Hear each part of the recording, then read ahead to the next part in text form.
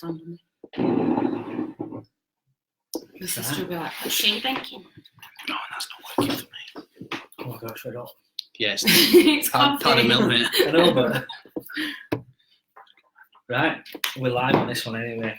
So, On welcome. Facebook.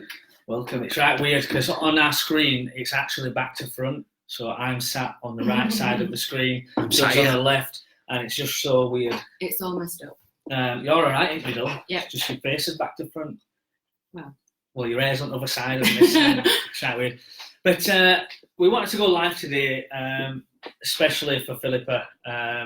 Philippa wants to talk about her story and her journey from the beginning and do this for the first time. So Philippa's actually never spoke about her story live or really generally to anyone. And she's taken this opportunity to come on the Unmasked one and do it live and just to show everyone that it is okay to talk and it's good to get things off your chest, and without talking we do bottle it up and it stays inside. So Philippa's using this opportunity to get this out. And so, can I just get some off my chest? If you want me. This is backwards, yeah? But your name in.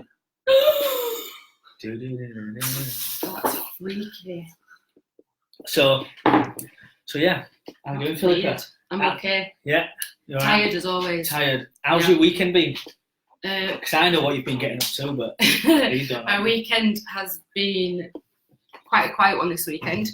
I had training on Saturday in the gym, and then Sunday met up with our little Douglas, and we went and did scammy steps. Scammy steps, get fit for mental health with Manuel. Now, it was a challenge. That's what it's about, though, isn't it? Setting a challenge for yourself. It was Challenging so yourself. much harder than I thought it was going to be. So much harder. Yeah. Challenging yourself, that's it, isn't it? Yeah. Keep going every Sunday. Yeah, benchmark now. Got to beat it next week. Yeah. So struggling to walk today. Yeah. Still weren't running last night though. You're doing amazing when you're running.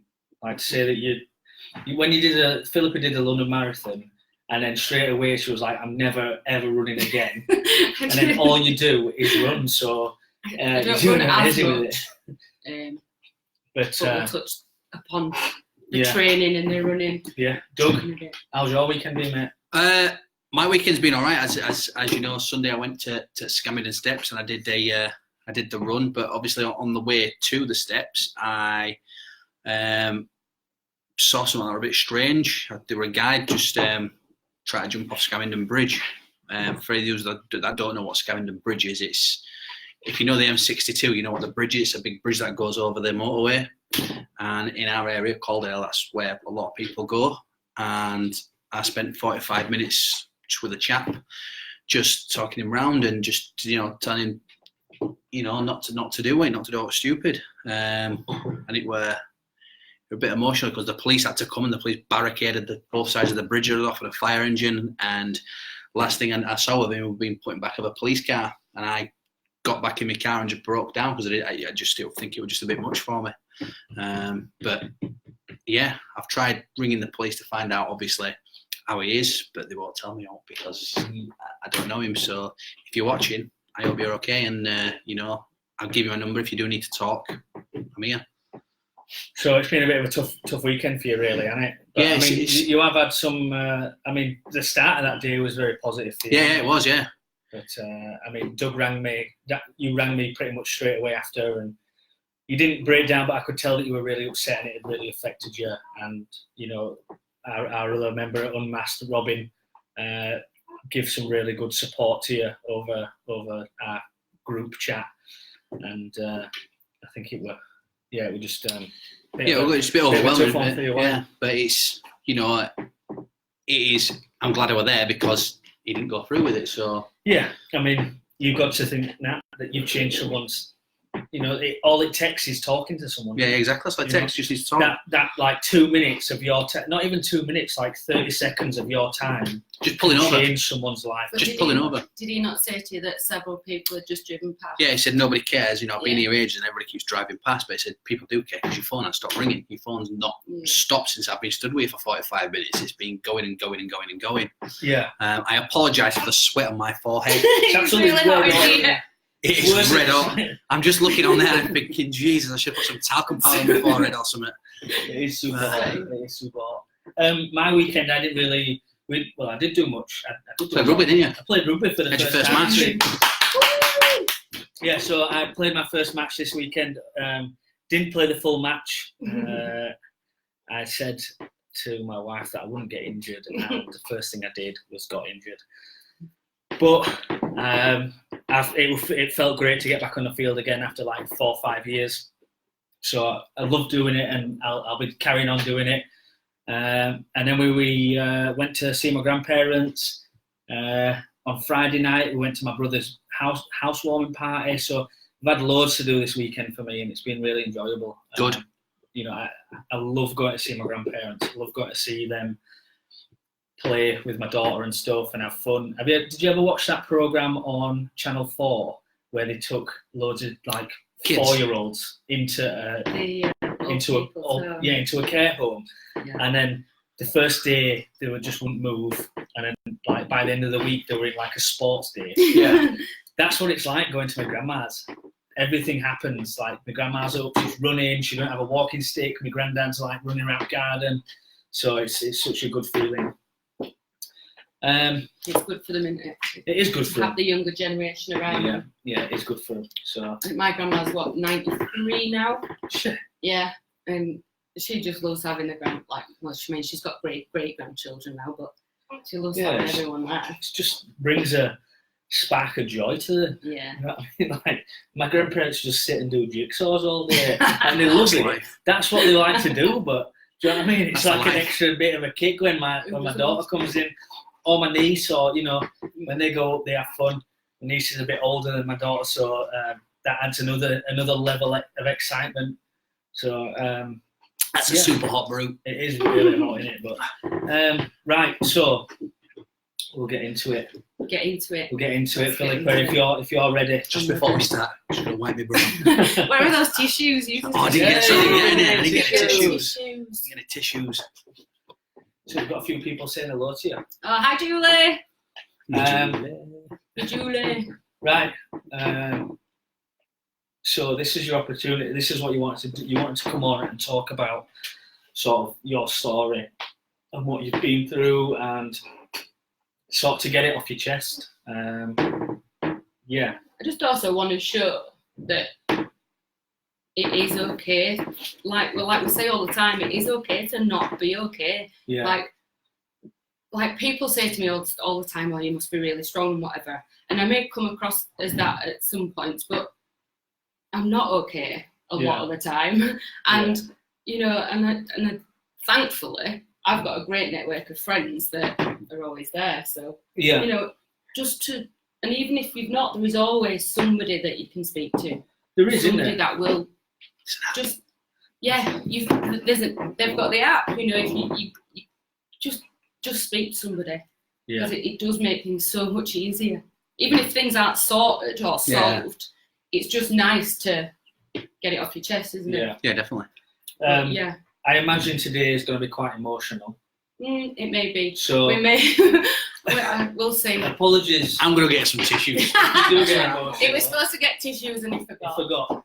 But I was going to ask you where it all began, but we spoke about, just before we went live, we actually spoke about this, and we said, in my journey and Doug's journey, Robin's a bit, but we sort of have a day that things started to change for us. But a lot of people don't really have a day that things start to change. It's sort of like an amalgamation of lots of different events that's happened in your life that have led to feeling a certain way. I think probably the first time I ever realised there was a serious problem was in the months after my marriage breakdown. That was, or the decision that I had to make between staying in the relationship or leaving. And it got to a point where I actually didn't want to get out of bed in the morning, and I dreaded every day. I won't go into reasons why, because there were other people involved, and obviously that's not fair for them not to have their say. But for me, every day was a real struggle back then. And I did go to the doctors eventually, and I was on my half a toilet roll. Not even a box of tissue. She gets No, I get toilet roll, it's fine. All goes the same way. So back then I was on medication, and then I made the decision to leave, and things gradually started to pick up again. But I mean, our friendship goes back what? I was trying to think this morning. Well, I've known you for about 11 years. When did Jack's first open? 2003? That's about 19, 18 years, or something like yeah. So basically, our friendship spans that, and I've, it's always been an ongoing battle. I feel with myself. I do come across as fairly confident and positive and happy. You do though. But genuinely inside, I'm not. And I think a lot of people hide behind it, don't you? And I think you ask most confident That's people. exactly where the name Unmasked has come from. Yeah. Because we all hide it. I know Phil, like, Doug's known her for a lot longer than me. I've known Philippa for Philip, I can't even say your name. Philippa for about 11 years, 10 years now, 11 years. And I've always known Philippa for being really bubbly and just such a fun person to be around. And you still are, do you know what I mean? And it's that mask sort of thing. Yeah. It's that not feeling okay, but still having to put a front on. Yeah. So it's a bit like a lie. It's just like one big, you know what I mean? It is a mask, isn't it? Because you've been there for what I've been through. Yeah, absolutely. And to look, it's the same mask, but you never know. Yeah, I mean, obviously when Lucas was born, we were actually there. We all shared in it together, didn't we? And it was, things and people, friendships change, don't they? But it all remains the same. You all went through it together, and you all helped each other, didn't we? That's one of the things that we actually. Yeah, exactly. Julie's written an essay. Yeah, we'll have a good read through of that. So I would say after that, I got back on track after the marriage thing. And then I would think, really, when it changed the most for me was when my dad died. So my dad died totally unexpectedly. And, like, I've had an amazing life because of my dad. I did, didn't I? Even when I knew Doug, and I've never wanted for anything, and I didn't really have to work until a few years ago. So my dad did everything. Yeah. I never had to do anything. And looking back, it's probably not the best of things because I was literally lost when my dad died. Yeah. All right there, Doug. So when my dad died, like I said, he was the centre of everything. For the whole family, he did everything for everyone. My mum stayed at home, looked after us growing up. My dad was the one who went out and worked, and literally in that moment I was told, the world kind of just stopped. It's a strange feeling, and until I think grief is very, very individual, isn't it? Like, it is. Even if you've lost a parent, your grief is going to be different to somebody else's because the relationship wasn't the same. Yeah. Or the circumstances of how it's happened wasn't the same. People grieve in different ways, don't they? Yeah, absolutely. And for me, when I lost my dad, so we're talking, it was 2012, October, so 7-8 years. So it'll be 8 years in October. And it feels like yesterday. Yeah. And I remember that moment in an instant. I was told at work, and just things changed instantly overnight. And we say, don't ever take for granted what you've got, because it literally can be gone tomorrow. Yeah. And it doesn't until you've been through it. I don't think it's something that you can actually understand. Like you say to people that I can't even imagine what you're going through. Yeah. That's your standard go-to response, isn't it? When somebody's lost somebody. Like, I can't imagine what you've been through losing, children, and it's very different. It affects people in different ways, Yeah, doesn't of it? I course mean, it does. I'm still grieving because I didn't grieve, so I'm only now starting to learn to deal with that, which is I come across all the time. That we should tell when we're doing this as talking and stuff. So Did you watch that video that we sent last I did night? watch that video you sent last night. Yeah, Me and we're all right. It really resonated in me, and it resonated in you as well, didn't it? So I watched it this morning because I was fast asleep. There was a TED Talks. I'll try to find it, and I'll tell you which TED Talks it was. I think it's only a 5-minute video. It's not long, and it's about grief and how we never move on from In fact, grief. I can put the link at the bottom now. You put the link in the chat. Give me 2 minutes. It's all about how we never move on from grief, isn't it? And how I still talk about my dad and my mum as they were in the present, like she was saying. Yeah. It's very much present in my life because they are who's made us who we are. Yeah. So backtracking back to when my dad died, I moved. I felt like I needed to move back in with my mom. Yeah. For me and Archie was 7 at the time, I think, and so we moved back in with my mom. And those first few weeks were just weird, just so strange. And from that, I pretty much got in a bad place. I was very much in a bad place. Yeah. There were days where I really struggled to get up, and I wasn't back at work. I tried to go back to work twice, and because I was told at work, that was a real thing for me. As soon as I went through those doors, found out in reception, that's all I could think about as soon as I went in.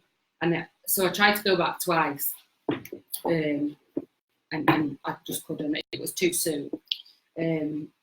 So then I ended up having about 3 months off work, I think. Work was brilliant, I couldn't have faulted work. They were really good with me. Where do you work? Conveyor, yeah.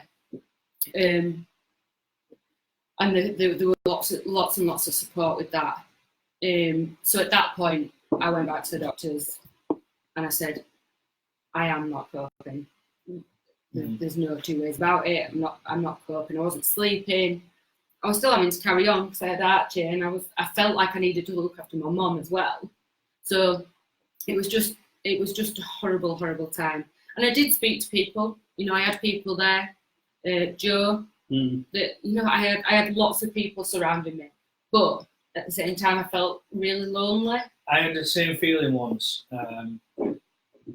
Not in the same situation, but when I came back from Australia 6 years ago, I think it is, I'd lived somewhere for 2 years on my own, built my own friendship groups and things like that, and came back to a place where I had so many friends, but I still felt alone. It was strange. Yeah, a really strange feeling.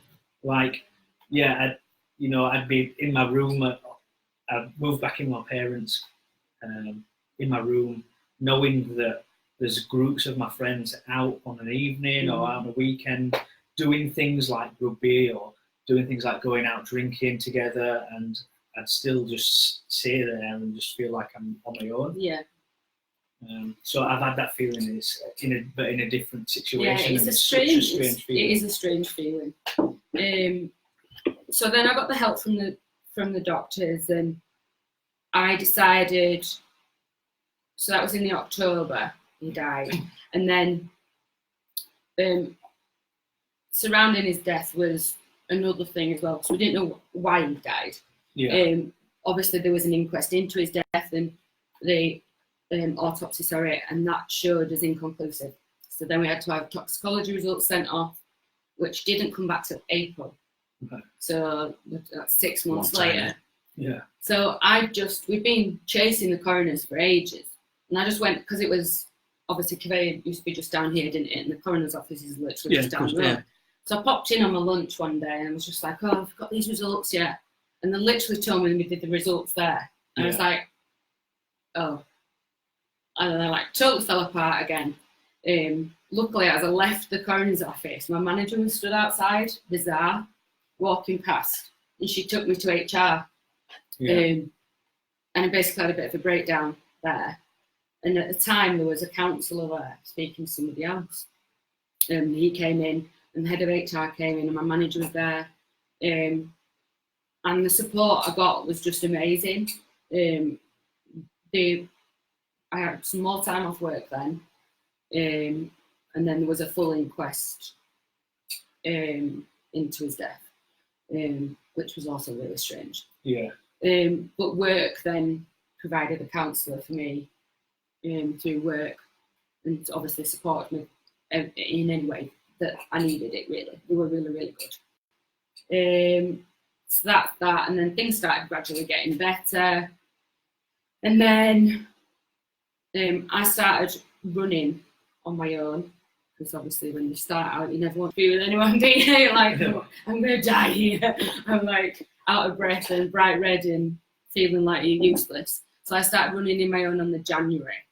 And then on the April, oh no, that's a couple of years later, sorry. I started going to the gym anyway, back again, because I've put on so much weight. Because I don't know about you, but all I do when I'm sad is I just want to eat. Or if I'm happy, I want to eat. I'm just an eater. I'm an emotional eater. I comfort you though all the time. I eat for the sake of it. I don't need to eat, but I just eat for the sake of it. It's just swings and roundabouts. Yeah. So I'd started back at the gym, and things were getting better. And then a couple of years ago, I decided to start running. And then that's when I eventually got bullied into joining a running club. One of the run leaders I knew went, and he said to me for months, come along. I was like, I just can't come along. Because I always thought I'd be that one at the back, dying and holding everyone else up. Yeah. And he was like, you won't be, I promise. I wasn't. It was the best move I ever made. And I think that's definitely been one of the best things for my mental health is actually running. And going, not just running, but going to the gym as well, just the exercise part of it, because it is a natural. It gets all your endorphins going, doesn't it? It is good for natural. exercise. Any form of exercise is good for you. And you feel better with yourself. Yeah, you do, yeah. And I always said when I first started running, it was literally just for weight loss and fitness, and then you get like roped into going to one race, and then you get the buzz of a race. How many have you done? No. Oh, I don't even know. I don't know. It's a different feeling when you do exercise to sort of feel good instead of having it as, well, I need to lose weight. Yeah. Do you know what I mean? Yeah. It's a bit of, it's your motivation behind yeah, it. like if you're just saying I'm going to the gym because I feel like I need to lose weight, you sort of, or like because I have to, that's when you end up putting it off. But when you do finally go and you realise you feel good after it, you start going for that different reason. Like I'm going because it makes me feel good. It is. It's getting there though, isn't it? That's the battle for some people. It's getting I always there. said that. Like so obviously I started doing races, and then that evolved into me getting a place in London Marathon. And I always said that in my training.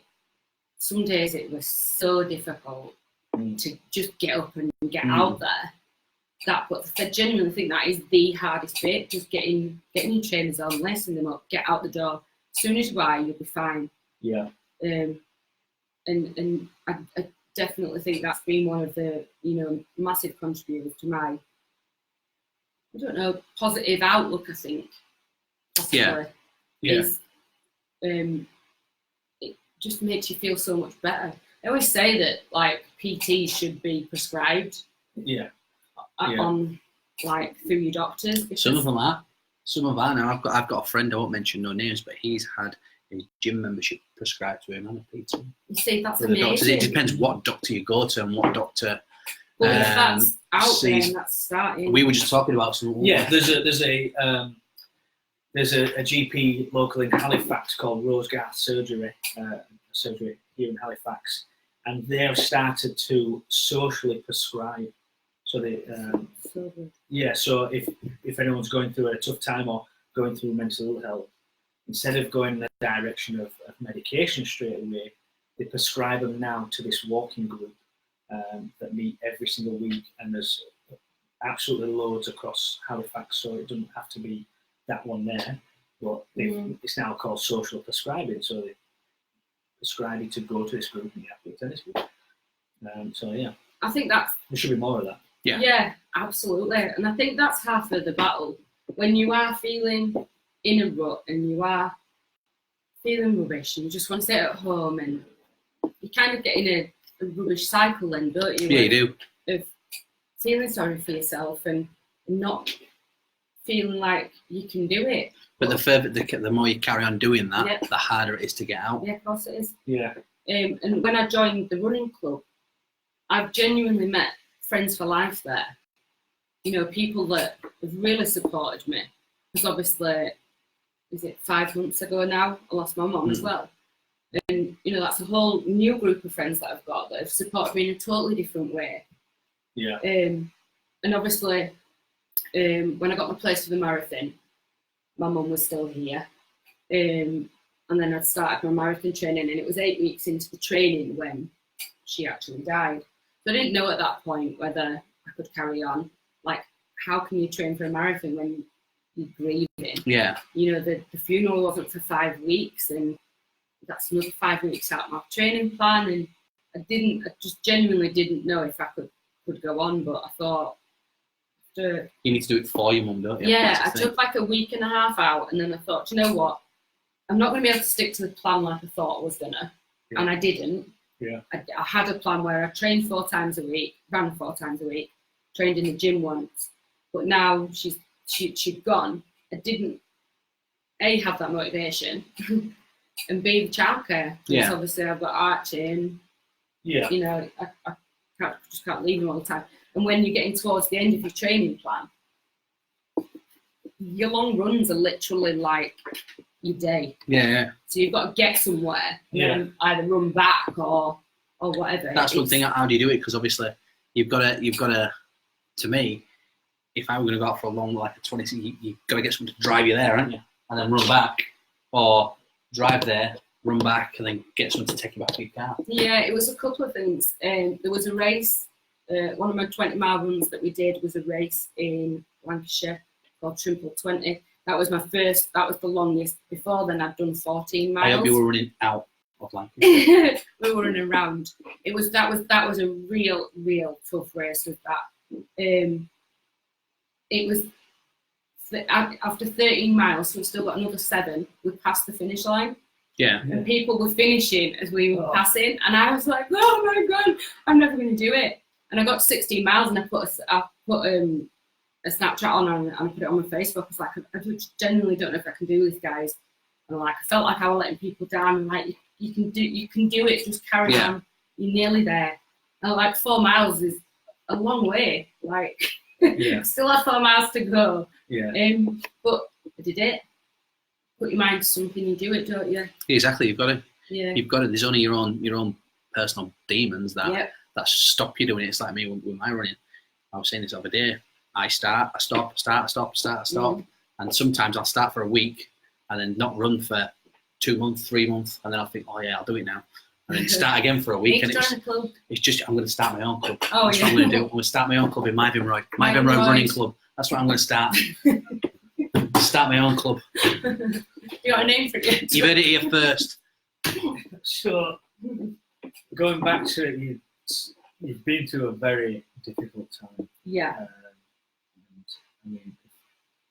And I personally haven't lost any of my family. I've lost one family member, and I think I was about 6-year-old at that time. So I didn't understand, and I didn't know what was going on.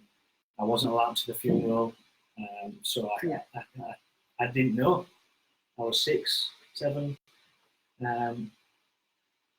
It's obviously played a massive part in your life now, and change you. Well, not change you a lot, but it has. Do you think it has changed you a lot? Absolutely, it's absolutely changed me. Especially now, Mum's gone. That's completely changed my life. Like, she was my main carer for Archie. Like Archie, I've had to change my hours at work because I need to take him to school. I don't want to leave him as long after school on his own. Like, he's 13 now, he catches the bus home with his mates, and then he wanders home. So that's all right. But for him, like, I haven't touched on it yet, but he's had massive problems as well. Yeah, I was going to ask about that. Yeah. So, like, you've got an older son, like my daughter's really young, so and your kids are pretty young, but Archie is old enough to understand. Yeah. And how's that affected Archie? Has it affected him in a massive way? I think so. When my dad died, he was only 7, so I think he was a bit young then to really understand what's happening. And he didn't come to the funeral. He came to the party, as he calls it, after. The wake, not party. We didn't have a party. But he saw. I think he probably saw things at that point that he shouldn't have seen. Like I had a full on breakdown. He was 7 and he was picking me off the bathroom floor while I was having a full on panic attack. That's how bad it got. And then when he moved up to high school, he was having a few other problems in relation to seeing his dad and stuff, and he was having a real hard time. And from there, it kind of just escalated into this massive, massive social anxiety, and talking. It got really, really bad, and it's so frustrating as a parent. I shared something on Facebook the other day about it's actually a phobia of school. Yeah, it's not truancy. It's an actual phobia of going to school, and the social anxiety of dropping him off at school in the morning when all those people were there, he just couldn't cope with it. Yeah. Luckily, I had a lot of support from school. They funded a counsellor, but it was only for 3 sessions. And they openly said, we wish it could be more, but we don't have the funding for it. And I think that's one of the massive problems. That's the problem with schools. They don't have budget for anything, do they? That's not the school's fault. No, it's not. But it all comes down to where do you start on this, the mental health thing? And I think it does need to come from a young age, because it took us. I eventually went to the doctors with him, and I said, "This is what's happening." And no word of a lie, the doctor sat there and he said, "What do you want me to do?" And I cried, and I begged him for some help, and I said, "I need some help. What do you mean? What do I want you to do?" He's not going to school. He was having full-on panic attacks. And trying to explain to an 11-year-old, 12-year-old what this feeling he's got is, as an adult, anxiety is difficult to understand, isn't it? Like, it is. The irrational thoughts you have, the physical illness that you feel with anxiety. Explaining that to a child is impossible, absolutely impossible. So it got to the point where he was, he wasn't sleeping. I was having to lay with him for hours on a night to get him to sleep. So my last thought was the doctors, and for them, this is how little they understand. For them to turn around and say, "Well, what do you want us to do?" Well, what? I was literally gobsmacked. What do you mean? What do you want me to? I need some help. So we got referred to CAMS. They obviously do the tier 1 thing. They call you, ask you what you think you need. I need some help. This is what I need. And we were put on a waiting list, because obviously there's hundreds of other kids that need the same help. Sadly, need the same help.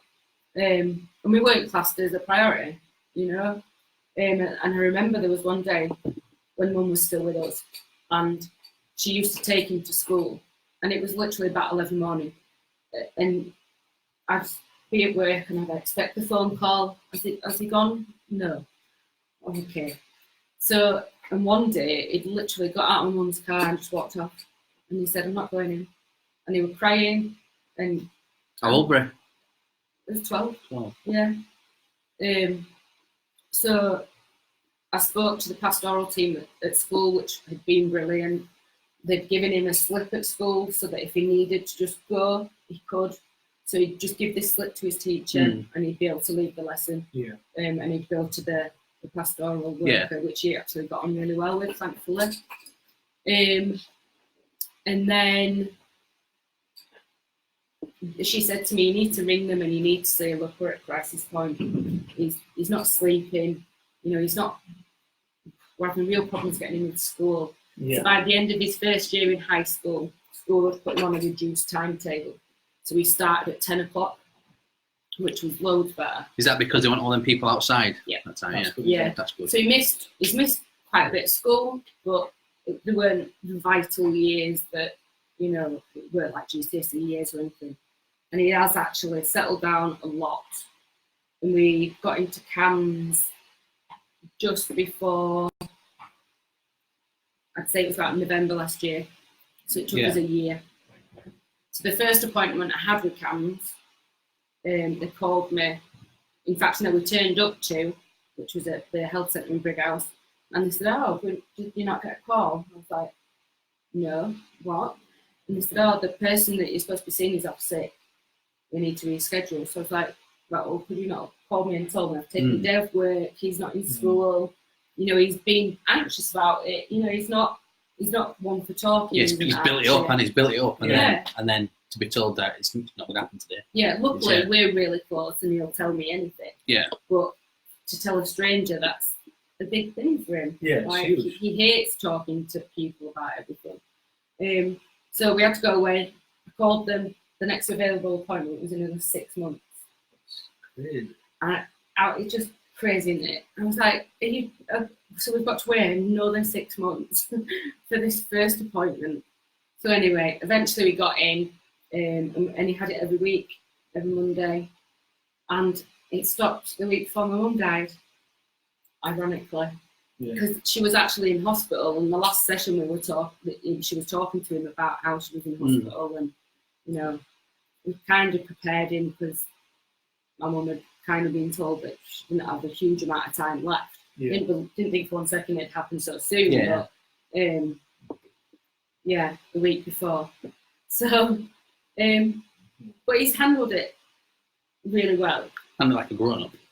Yeah, he came to the funeral. I gave him the choice. Didn't force him to come. He came to the church, and then, so we had the church, and then we went to the crematorium, and then onto the golf club for the wake. And he chose not to come to the crematorium. I think it was all a bit too much for him. I said, "That's fine. Go with my friends, and you can just go to the wake." But he had a few months of nightmares. He's had a few months of waking up and thinking he's seen her at the end of his bed. Yeah. Whether he is or not, I don't know. It's a whole different. So, yeah. Yeah. So I don't know. He's handled it really well this time. But I think I've handled it differently as well. Yeah. I don't feel like now I was discussing it with my sister when we were arranging the funeral, and I said it just feels so different this time. Like, I don't know why. I can't explain why. I think it's because you're older, and you have been through it before, so Possibly. you kind of know what to expect. Yeah, I'm not as bad as I was when my dad died. I know that sounds ridiculous, but I don't know if it's because she'd been poorly, and because she didn't really have much of a life, to be fair. She couldn't really go out anymore. She didn't drive anymore. Yeah. So she didn't have a great quality of life.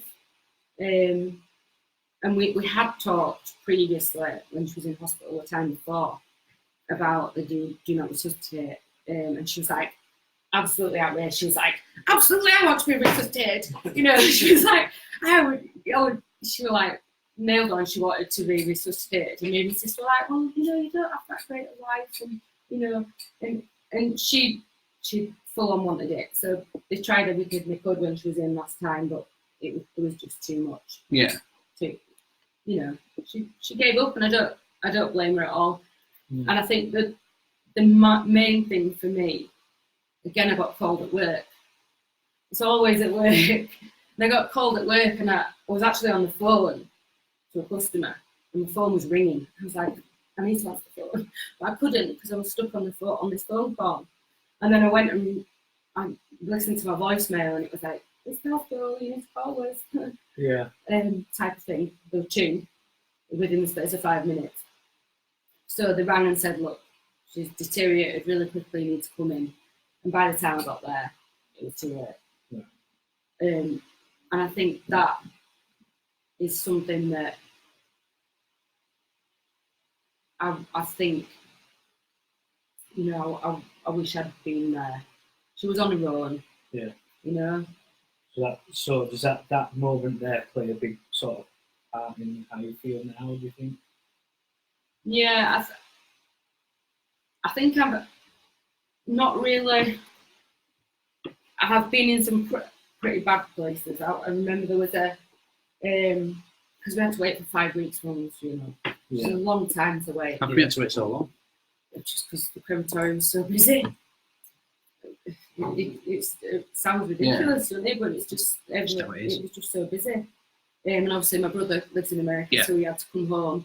And his family came with him, and that was really nice to see all them. Yeah. I've not met my nephew before. They all came. So it was lovely to see everyone, and you know, there's other things going on that I can't talk about, which I will talk about eventually, but I can't at the moment. Mm-hmm.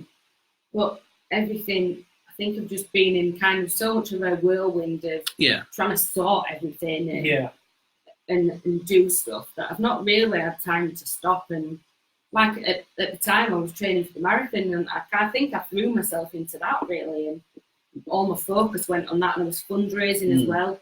You guys know how much it takes to fundraise. At times it's like it's hard work. Yeah, it is. It really is.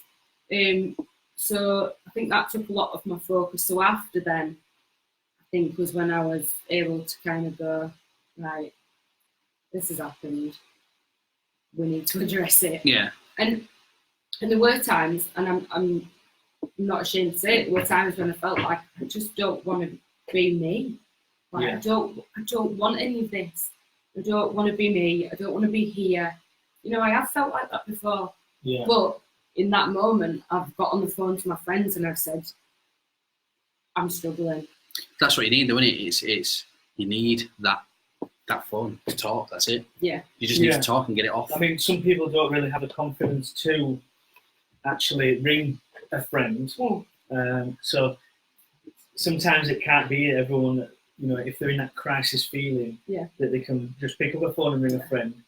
But the great thing, there's so many good services out there. Yeah. You know, like if one of your friends didn't answer, you might try another one, and if they didn't, you might try another one. But imagine not having that friend there, or you know, you've got that one friend that you can talk to, and they've missed your call 3 times. Where do you go from Samaritans? Yeah. You know, there's things out there. Yeah. There's text services. There's our app. There's things like that to talk to other people, and that's what we sort of like here today for, is just to talk. Yeah. And that. I think that's where it starts, and I think we need to start young with as kids, and definitely, and teach them it's okay to. Archie will hates crying. Yeah. Like I don't even think he cried. Like I was dreading telling him about my mum. Absolutely dreading. Yeah. And he was just like, right, okay, let's do this. Yeah. Like it was, you know, but he's not ashamed to be caring. Like he's not a typical young lad. Yeah. Who will go out, and he is very caring and very soft. Yeah. Probably too soft, but that comes from spending too much time with me, I think. But you know, it is okay. And I remember that the worst time that I felt, and I messaged Joe. An hour later, they were all on the doorstep. That's what you need, though. You've got doing the housework, washing, because that's what you need. Because I didn't have anything left. I was just like, I'm just so tired. Yeah. And you know, people will be there for you. But it's always the people you don't like with me when I looked at it, but I was dreading to my group of friends, because I thought, well, they're going to ridicule me, they're going to do this. But when I did eventually come out, it was completely different. It was the opposite to what I expected. Yeah. Yeah. And it was quite a bit of a, take me back moment. I wish I'd have said something sooner. Yeah. Yeah. It's taking that initial step, isn't it, to opening up to someone. And you know, like you said, there are so many things out there that you can, when you are in that crisis moment, and you just need somebody. Yeah, 100%. There is always another option. I think it's really easy to fall into the negative mindset of. I just feel it takes so much out of you to be negative. Yeah. You know what I mean? so much of your energy to be negative. And I always say to Archie, there is stuff we have to do in life. So school. Yeah. He hates school. There's no two ways about it. He hates it. Thankfully, he's settling in and he's made more friends. And you know, what I say to him, these are things in life we've got to do. Like, I've got to work, and I could be miserable about it, and I could be not enjoying it. But we need to try and focus the energy that we're putting out there on the positives, even if they're really small positives. Yeah. You've got to try and focus your energy on that rather than letting the negatives negative consume you, because it does. And totally. hate consumes you as well. And I've been there. I absolutely have been there. Yeah. Where I've hated people, and there's a certain thing going on at the moment that I mentioned earlier that I can't talk about, and that would be quite easy for me to hate this individual and let it literally consume me. But what's the point? what is the point? It doesn't change anything. Yeah. It doesn't change anything. This is why I say to Archie, there's no point in going and hating school, and like, because you've got to do it. The fact you're hating it and not enjoying it doesn't mean you've not got to do it. Yeah. So make the best out of any situation you're in. You know, there's always some positive. You've just got to find it. Yeah, definitely. Haven't you? You've just got to find it. Like the positive with my mum dying is the friends that have come forward and the support I've had. You know, you've done this huge marathon race as well. Yeah, and I've raised a load of money. And you know, in your mum's name and stuff. And yeah, it's easy. I think it's really easy just to get consumed by negative things, and this is what we say. So I say you could be walking down the street one day, and how many people do you rub shoulders with on a day-to-day basis? You don't realise you're rubbing shoulders, but that one person could have woke up that morning and gone, do you know what? I don't want to be here anymore. What a shit day. And just by being nasty or not acknowledging them, could think, yeah, I am alone. No one's here for me. But all it takes is for someone to rub past and go, you all right, mate? How are you doing? And he could go, bloody hell, I'm not alone. People do care. Yeah. And just saying that could turn someone's life around. Even strangers care, though. Yeah. Like, you know, I just feel like we're all in it together, and like we need to just help each other. And I feel the same at work. Like, you know, with the pressure that we're always busy. And just to say, if you see someone struggling, just say, give me that wheel. Yeah. Just give it here. Do you need a hand? Yeah, I'll do it. I'll pound my work off to log it all the time. It's like, are you sure? Are you sure? You go, yeah. If I can do anything to help, then I will. Yeah, it's light on the load. And generally, I find that people are like that. If they can do anything to help, they will. You know? Yeah. So, yeah. So have you found it telling your story? Been difficult, or did you get into I haven't cried yet, have I? No, Philippa, when Philippa contacted me, Doug's wasted tissues, and said that she wants to come and do this talk and talk about this for the first time. She said to me, you might have to get a box of tissues. And I completely forgot the box of tissues. Yeah, so we've got bog roll. Bog roll instead. But you've done really well. It's in handy for Doug's head. But wipers. No, I'm really proud of you to come here and talk about this in front of us. Did you put that link in the thing? Well, I disappeared. If anybody saw it, I disappeared to find the link, but I couldn't copy and paste the link. I was going to put it at the bottom.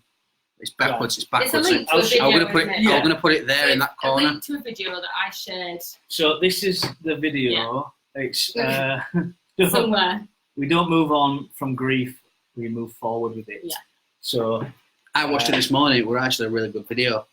Yeah. I mean, I took something different out of it than what Philippa did, because we're in different situations. We had a chat just before we went live about this, didn't we? And you know, that it sort of, for me, sort of settled my feeling a bit. My grandparents are getting to a point now, you know, they're like in their 80s, and we go every single Sunday, like I said, but every single Sunday when I leave, I always have this like massive fear of losing my grandparents. And I've never really dealt with that fear, and watching that video just sort of changed my look on things for when that day comes. So, and yeah. you won't know until it happens how you're No, going to deal not with at it. all. Not at all. And how everyone around you is going to deal with it. You can't, and like we said earlier, grief is so individual. Yeah, it is. It affects everybody differently. Doesn't it? Yeah, There's no two ways of grieving. And there's never, I know people say, oh, you know, think about them every day. And I think about my mum and dad, but I don't think about them as they're gone. Yeah.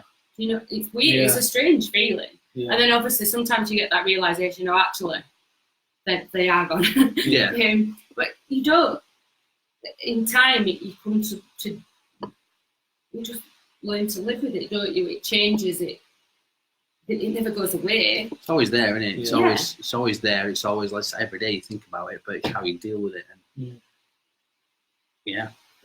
So from these events that you've told us about, you know, the passing of your dad and passing of your mom, and Archie having to deal with it, and then you also having to deal with Archie as well, which is such a massive thing. Yeah. Because you're not only caring for yourself, but you're caring for your son as well. Yeah. In that tough time. Have you been diagnosed with anything like depression, anxiety? I've had Archie? Yeah. Well, Archie's got obviously the social anxiety. Yeah. Which he's obviously he is getting better with, but he still doesn't like be good to people. Yeah. He still won't. If he had to go into like a new setting, he would not do it on his own. Yeah. He would. He's recently started boxing, but he would not go on his own. So his best mate's gone with him. So they're both going now, which is really good for him. Yeah. But way back when it all started, I was on antidepressants and depression. Yeah. And the anxiety has been horrendous at points. So yeah, but there is, you know, there is a way out. Yeah, that's what I'm going to hit on next. Is sort of how have you managed to? I've wrote down overcome, but I don't think that we ever really overcome it. One thing that I talk about when we do our workshops, when we go to companies and do talks and stuff, is when we hit on coping mechanisms or coping strategies. I always start off by saying that these sort of things they don't cure mental ill health, but they definitely go a long way with it, and they definitely go a long way at helping. It's like the broken bones. It's like the broken bone thing, yeah. It's like your leg's never gonna, you know, if you break your leg, it's never gonna be as strong as the other one. But it's certainly with the right tools, the right knowledge, the right care, it's gonna be back up there. Certainly, like next to it, you know. And that's the same with mental health. You know, we have good mental health, we have bad mental health. And how are you managing your mental health? Is there anything that you can tell the people listening or the people that watch later on how you cope, or how you what you do to sort of get in your happy places, or change that bad mental health to good mental health? And I mean, we do obviously still have. I do still have bad days, and I do still have times when I'm thinking, oh, it's just too much. I just can't cope. But yeah, I think you've got to break it down. I was actually when Mum died, I was actually having counselling with Insight down in town, and that was to do with relationship anxiety, really. Just and they were amazing, but they gave me some time out. My sessions weren't up when Mum died, but they gave me some time out because they said we don't like to mess with the grieving process too much, because again, it's totally individual and we don't want to influence that. So yeah, definitely. That helped me a lot. So that's there, you know, if you feel like, and there wasn't a huge waiting list with them. You know, I can certainly vouch for Insight. When my wife went through counselling on a Wednesday, she'd come back a different person. Yeah. You know, whatever they said in that room obviously helped. Yeah. Helped her. And it's not a lot that's said. They let you do a lot of talking. Yeah. And they gave me ways to just, when you're feeling that anxious or on that unnerving feeling and you've got that irrational thought in your mind, just sit with it. Don't necessarily spit it out straight away. Just sit with it. Give it a bit of time, and then see if in like 2 days you still think it, because you still think that way. It's uncomfortable. I know it's uncomfortable for you. Irrational thinking. Yeah, stuff like that. And that's that's one of the worst things about anxiety, the irrational thinking. And just thinking things that you know are ridiculous, but you can't help thinking them. That's the hardest thing for me. Mm-hmm. But in regards to Archie, I think it's just talking. Yeah. Making sure that he knows no matter what, he can come to me. He's just been off school for another 2 weeks because he had a stomach infection. Yeah. And we were at the doctor's and we had to go have blood tests and all sorts. And then he was on 2 lots of antibiotics.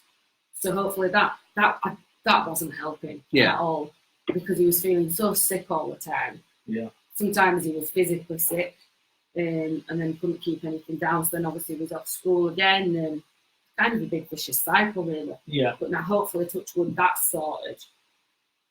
We can continue to move forward with his mental health and getting him back on track where he needs to be really. But yeah, definitely just talking, telling him it's all right to be upset. Yeah. It's fine. I can see me crying sometimes. Be like, what are you crying for? I cry at everything anyway, but if I'm just like laid in bed and what are you crying for? I'm like, I'm just sad. It's okay. I'm sad. Yeah, definitely. Yeah. I miss my mum. I miss grandma. I miss Poppy. You know. Yeah. I'm just sad. It's fine. I'll be all right in 10 minutes when I've had a cry. Or Just need to let it out, don't you? Sometimes. Yeah. Sometimes you just need to bottle cry. it up. You just need I to think let it that's out. the main thing that people do is just bottling up. Yeah. Like I say, it's okay to not be okay. Yeah, definitely. There's no shame in it. No. I always say as well in one of our workshops, like the power of speech is undeniably one of the greatest things for me in mental health. Yeah. And to be able to just to get it out and just to talk to someone as it's all going on and stuff, and as we're talking more about mental health and all the time, it's on TV and stuff like that. People do care, and people are there to listen. And I think one of the problems is people think that I don't want to pass that grief on to someone else. Or I don't want to. Yeah, I don't want to be a burden. And it's not being a burden at all. It's just getting something off your chest. They can listen to you, talk to you, understand. And you do feel better, don't you? You do when feel you better. I mean, let it out. I hope that you feel different today, just sat here talking to us. Yeah. Obviously, there's a camera here as well. But yeah, there's a camera, but I think we've had quite a few people watch now, haven't we? Yeah, I mean, we haven't ignored the comments. We wanted to talk to Philippa and give Philippa the opportunity to talk about her story and stuff. So we haven't ignored the questions or what people have been putting in the comments, but we'll certainly get back to them. I've got a question. What does pin comment mean? What does what? Pin. Pin Or you can pin the pin comment to the top. of your thing. Oh, right, yeah. So I know that running is a massive thing for you, Yeah. and that massively helps you. Massively. Doug, what helps you a lot? You ask me this all the time. Did you say running now? Because now you're involved on a Sunday. Does that help you a lot? Exercise, running? It does, but mine's my own personal demon. It does that to me. I wish running would help me, but I fight my demons every day. Like I say, I tell myself, yeah, I'm going to go for that run, and then I'll start it for a week. Then I'll just stop and fizzle out. And at that stage, at the moment, I'm on that fizzle out stage until Sunday, when I'll probably go again on Sunday. But like you say, I've just got to keep up and find my own demon. I can do this. I'm going to do this. I'm going to do it. I can do it, and that's what it is. Instead of I can't do this. Yeah. And once you get into a routine of doing it, it does become routine. It's getting in that routine. Me, it's like getting. And I say this to anyone that is like starting out with exercise or whatever. Like our club runs a couch to 5K. Yeah. So just getting out there and starting is the hardest thing. Like we were saying earlier, sometimes you just don't have the motivation to go, do you? No. What club are you a part of again? So North Arran Pumas. North Arran Pumas. Yeah. You go to the Manuel Get Fit for Mental Health on a Sunday as well. Doug goes to that as well. So there's park run on Saturday. Park runs on Saturdays. It's going to be a new group in my Road soon. I'm going to start one. There's so many. I'm going to start one. Yeah. Like there's the Harriers, there's the Pumas, there's the Lions, still the Lions. Snails. There's Soulridge Snails, which is a really good group. They have lots of different levels in that one, don't they? Right down to beginners that have not even ran at all. So there's something out there for everyone. My own personal sort of coping strategy. I've only just started talking about this one, and that was on Friday. When one of the great things about doing our talks is, and what we love is that even though me and Doug talk all the time, something new comes out every single time. Different every time, isn't it?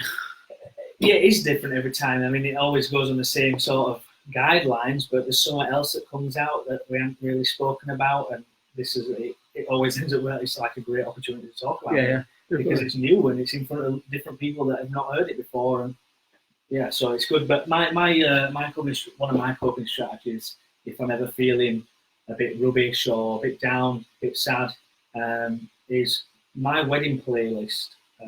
Each song has a different meaning to a different happy time in my life, and so I don't listen to it to sort of one song on there really reminds me of the day that I got married because it was my wedding song. Do you know what I mean?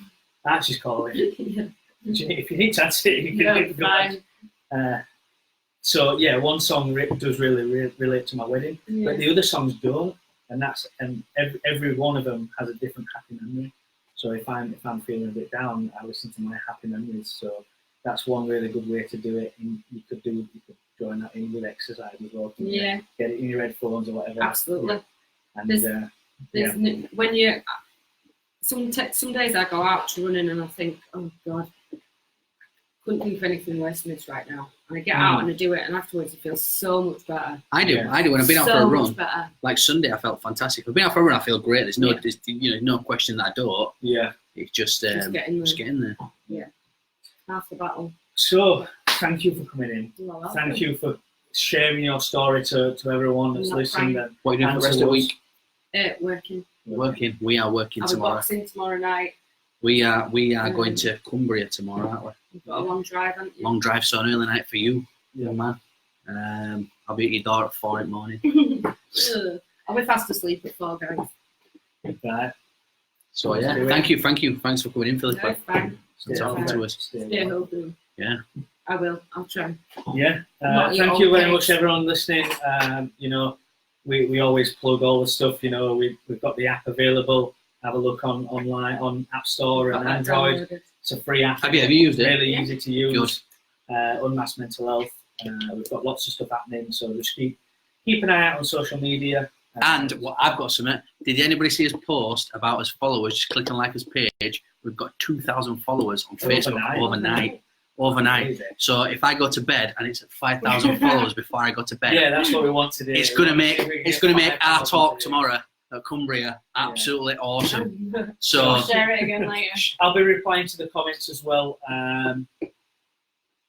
over the tonight. So just want to let you know we didn't ignore the comments. We have looked at them. We just want to have a good chat with Philippa. So thanks for coming in. Thanks for everyone joining, and have a good one. See you later. Oh, it's down there, isn't it? Where is it? There we go.